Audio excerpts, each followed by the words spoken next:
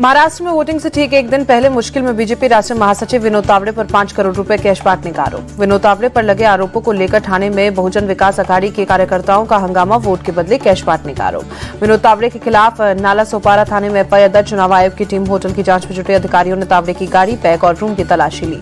विनोद तावड़े पर अवैध तरीके से प्रेस कॉन्फ्रेंस करने पर तीसरी एफआईआर दर्ज। पुलिस उपायुक्त पूर्णिमा चौगुले ने दी जानकारी।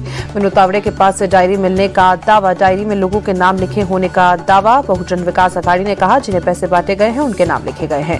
आरोपों पर विनोद तावड़े का पहला रिएक्शन, बोले एमवीए के आरोप बेबुनियाद, चुनाव आयोग करे निष्पक्ष जांच, पुलिस चाहे तो सीसीटीवी फुटेज चेक कर ले। विनोद तावड़े बोले ये एमवीए कार्यकर्ताओं की साजिश, मैं वहां पैसे नहीं बांट रहा था, मैं तो आचार संहिता का नियम समझाने गया था। नाला सोपारा के होटल रूम नंबर 405 में विनोद तावड़े पर पैसे बांटने का आरोप। रूम नंबर 406 से कई लाख कैश बरामद। महाराष्ट्र के additional chief election officer Kiran Kulkarni ने कहा सभी चीजें नियंत्रण में हैं, जो भी आचार संहिता का उल्लंघन करेगा उसके खिलाफ कार्रवाई की जाएगी। विनोद तावड़े पर लगे आरोपों के बचाव में उतरी बीजेपी। राष्ट्रीय प्रवक्ता सुधांशु त्रिवेदी ने प्रेस कॉन्फ्रेंस कर कहा आरोप पूरी तरह से गलत, हार के डर से झूठ फैला रहा है महा विकास अघाड़ी। सुधांशु त्रिवेदी बोले नियम के मुताबिक बैठक कर रहे थे विनोद तावड़े, हताश होकर ऐसे बेबुनियाद आरोप लगा रहा है एमवीए। 5 करोड़ कहां थे ये दिखाएं, बस हवा में आरोप न लगाएं। कैश कांड को लेकर राहुल गांधी का सीधे प्रधानमंत्री मोदी से सवाल, ट्वीट कर पूछा मोदी जी ये 5 करोड़ किसके से निकाला, जनता का पैसा लूटकर आपको किसने टेम्पो में भेजा। विनोद तावड़े पर लगे आरोपों को लेकर कांग्रेस अध्यक्ष मल्लिकार्जुन खड़गे का भी पीएम मोदी पर अटैक, ट्वीट कर कहा मनी पावर और मसल पावर से महाराष्ट्र को सेफ बनाना चाहते हैं मोदी जी। कैश कांड पर कांग्रेस नेता केसी वेणुगोपाल ने कहा बीजेपी अब सिर्फ पैसे का सहारा ले रही है, ये पैसे के बल पर चुनाव को हाईजैक करना चाहते हैं। विनोद तावड़े पर लगे आरोपों को लेकर बीजेपी पर से उद्धव ठाकरे बोले बीजेपी का नोट जिहाद, बांटेंगे तभी जीतेंगे। सुप्रिया सुले बोली कैश कांड से मुझे बड़ा धक्का लगा, विनोद तावड़े से नहीं थी ऐसी उम्मीद, वोटिंग से पहले पैनिक में है बीजेपी। महाराष्ट्र के कैश कांड को लेकर एआईएमआईएम प्रमुख असदुद्दीन ओवैसी का बीजेपी पर हमला, ट्वीट कर पूछा ये वोट जिहाद है या धर्म युद्ध। विनोद तावड़े पर लगे आरोपों को लेकर बीजेपी का पलटवार, प्रवीण दरेकर बोले अपनी हार देखते हुए झूठे आरोप लगा रहे विपक्ष, ड्रामा करके नहीं जीत सकता महा विकास अघाड़ी। सोलापुर में संजय राउत का बीजेपी पर बड़ा आरोप, कहा महाराष्ट्र में गुजरात और दिल्ली से भेजे गए बीजेपी कार्यकर्ता महाराष्ट्र चुनाव को प्रभावित करने के लिए भेजे कार्यकर्ता। संजय राउत बोले महाराष्ट्र को गुजरात बनाना चाहती है केंद्र सरकार, ये चुनाव महाराष्ट्र को गुजरातियों के अतिक्रमण से बचाने की लड़ाई है। वोट जिहाद को लेकर समाजवादी पार्टी पर हमलावर हुए बीजेपी प्रवक्ता शहजाद पूनावाला, एक्स पर पोस्ट के मुफ्ती सलमान के साथ अबू आजमी की तस्वीर। शहजाद पूनावाला ने एक्स पर लिखा हेट स्पीच केस में गिरफ्तार हुआ था मुफ्ती सलमान, एक रहेंगे सेफ रहेंगे कम्युनल तो ये सेकुलर कैसे। बीजेपी नेता किरीट सोमैया ने वोट जिहाद के मुद्दे पर महा विकास अघाड़ी पर हमला बोला, कहा हिंदू पर जहर उगलने वाले से मिल रहे हैं। एमपी नेता उद्धव ने भी मुसलमानों के सामने घुटने टेके। महाराष्ट्र और झारखंड में कल होने वाले मतदान को लेकर बोले केंद्रीय मंत्री गिरिराज सिंह, रोहिंग्या और समर्थन करने वाले लोगों को लोग कभी वोट नहीं देंगे। गिरिराज सिंह बोले जेएमएम कांग्रेस वाले झारखंड के बांग्लादेश और रांची को कराची बनाना चाहते हैं, आप अपने बच्चों के भविष्य और बहू बेटियों की इज्जत को ध्यान में रखकर वोट डालें। राहुल गांधी के बयान पर बोले बिहार के उप मुख्यमंत्री सम्राट चौधरी, बोले राहुल गांधी तेलंगाना में अडानी की पूजा करते हैं, महाराष्ट्र में जाकर गाली देते हैं, राहुल और कांग्रेस का चरित्र यही। महाराष्ट्र चुनाव से पहले मतदान केंद्र के लिए रवाना हुआ मतदान दल, कल महाराष्ट्र की 288 विधानसभा सीटों पर वोटिंग। नागपुर में सेंटर मतदान कर्मियों ने लिया ईवीएम, कल के मतदान को लेकर मतदान केंद्रों के लिए रवाना हुए। महाराष्ट्र और झारखंड में मतदान को लेकर बोले अर्जुन मुंडा, दोनों राज्यों में बीजेपी का प्रदर्शन अच्छा होगा, जनता चाहती है कि राज्य का विकास हो, क्षेत्र का विकास हो। रांची के गुवाहाटी के लिए रवाना हुए असम के मुख्यमंत्री और झारखंड बीजेपी के सह प्रभारी ममता बिस्वा शर्मा, बोले मैंने 4 महीने यहाँ बिताए हैं, 23 नवंबर को झारखंड में विकास का एक नया युग शुरू होगा। झारखंड चुनाव के दूसरे और अंतिम चरण का मतदान कल दुमका इंजीनियरिंग कॉलेज में ईवीएम को लेकर बूथों के लिए रवाना हुए मतदान कर्मी। बिहार उपचुनाव पर बोले आज सांसद मनोज झा, बोले 23 नवंबर के जब नतीजे आएंगे लोगों के पैरों के नीचे से जमीन निकल जाएगी। झारखंड विधानसभा चुनाव पर बोले आरजेडी नेता मनोज झा, कहा बीजेपी के पास बांटने और काटने के अलावा कोई विकल्प नहीं है, वो विकल्प हार जाएगा। 24 नवंबर को 11 बजे होगी सर्वदलीय बैठक, आगामी शीतकालीन सत्र को लेकर चर्चा। उपचुनाव से पहले समाजवादी पार्टी ने चुनाव आयोग को चिट्ठी लिखी, वोटिंग के दौरान बुर्का पहने हुई महिलाओं की जांच न करने की मांग की। समाजवादी पार्टी की ओर से बुर्का नहीं हटाने की मांग पर भड़के गिरिराज सिंह का बुर्का हटाकर उनके चेहरे देखना कानूनी रूप से सही है। गिरिराज सिंह ने सभी निर्वाचन अधिकारियों और एनडीए के पोलिंग एजेंटों से अपील की है धर्म के आधार पर वोट जिहाद की अनुमति नहीं दी जानी चाहिए, बुर्का हटाकर मतदाताओं की जांच जरूरी। मतदान के पहले सीसामऊ पुलिस के फ्लैग मार्च का अखिलेश यादव ने जारी किया वीडियो, लिखा ये मणिपुर नहीं, जनता सब समझती है कि ये क्यों किया जा रहा है, किसी से न डरे जमकर वोट करें। सपा चीफ अखिलेश यादव का बीजेपी पर अटैक, कहा ये नौकरी छीनने वाली और युवाओं को रोजगार न देने वाली सरकार। यूपी उपचुनाव में बीजेपी 100% सीटें हारेगी। यूपी में 9 सीटों पर उपचुनाव को लेकर बोले डिप्टी सीएम ब्रजेश पाठक, कहा मतदान के लिए पूरी तरह से तैयार, बीजेपी 9 की 9 सीटें जीत रही है। मणिपुर हिंसा पर केंद्रीय मंत्री प्रहलाद जोशी ने कहा, राज्य में पहले भी ऐसे हालात बने हैं। केंद्र सरकार स्थिति को कंट्रोल करने की हर संभव कोशिश कर रही है। मणिपुर के सीएम नयन बीरेन सिंह ने हिंसा के लिए कांग्रेस को बताया जिम्मेदार। कहा, जिन समस्याओं का हम सामना कर रहे हैं उनके लिए पूर्व में कांग्रेस की केंद्र सरकार जिम्मेदार। मध्य प्रदेश के बुरहानपुर में बवाल, धार्मिक स्थल को लेकर 2 समुदाय भिड़े, पथराव में 4 घायल, भारी फोर्स तैनात। कानपुर में बिरोदा गांव में धार्मिक चबूतरा विवाद में 2 पक्ष हुए आमने सामने। पथराव के बाद पहुंची पुलिस ने स्थिति पर काबू पाया। इंदौर में अवैध निर्माण पर चला नगर निगम का बुलडोजर, 63 मकानों के अवैध हिस्से तोड़े गए, सड़क चौड़ीकरण में बन रहे थे बाधा। बहराइच में केसरगंज में अवैध अतिक्रमण पर प्रशासन का बुलडोजर चला, नाले पर बनी दुकानों को हटाया गया।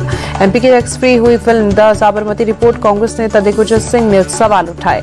बिजली बिल नहीं चुकाने पर दिल्ली के हिमाचल भवन को लेकर हिमाचल प्रदेश हाईकोर्ट का आदेश, हिमाचल भवन को अटैच कर बिजली कंपनी को नीलाम करने की छूट।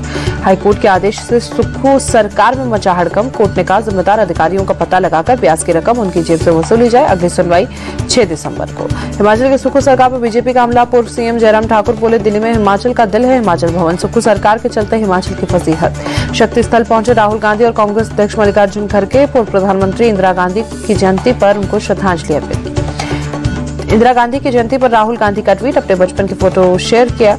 लिखा, दादी और हिम्मत और मोहब्बत दोनों की मिसाल थी, निडर होकर देशहित के रास्ते पर चलना उन्हीं से सीखा। हिमाचल प्रदेश के सीएम सुखविंदर सिंह सुक्खू इंदिरा गांधी को श्रद्धांजलि दी। पूर्व पीएम इंदिरा गांधी की जयंती पर शिमला में पुष्प अर्पित किए गए। दिल्ली में मजलिस पार्क के पास मुकुंदपुर में मेट्रो डिपो पहुंचे सीएम आतिशी, 4थे चरण के रूट के नए मेट्रो कोचों का निरीक्षण किया। बढ़ते प्रदूषण के चलते गुरुग्राम जिला प्रशासन ने जारी की वर्क फ्रॉम होम की एडवाइजरी, सभी निजी संस्थानों को अगले आदेश तक वर्क फ्रॉम होम लागू करने के निर्देश। पंजाब में पराली जलाने को लेकर आपके दावे गलत, पंजाब प्रदूषण नियंत्रण बोर्ड के अध्यक्ष डॉक्टर आदर्श पालविक का बयान। पंजाब में इस साल 18 नवंबर तक पराली जलाने के 9,655 मामले, 18 नवंबर को एक ही दिन पराली जलाने के 1251 मामले। पंजाब प्रदूषण नियंत्रण बोर्ड के अध्यक्ष ने बताया दुर्भाग्यपूर्ण। दिल्ली में प्रदूषण को लेकर बीजेपी का प्रदर्शन, प्रदेश अध्यक्ष वीरेंद्र सचदेवा की अगुवाई में निकाला गया मार्च। प्रदेश अध्यक्ष वीरेंद्र सचदेवा ने आप सरकार पर निशाना साधा, बोला मौजूदा हालात के लिए आप सरकार जिम्मेदार, वक्त रहते एक्शन होता तो दिल्ली सेफ होती। दिल्ली में प्रदूषण बढ़ने पर बीजेपी ने दिल्ली सरकार को घेरा, बीजेपी सांसद मनोज तिवारी ने राजीव चौक मेट्रो स्टेशन पर लोगों को मास्क बांटे।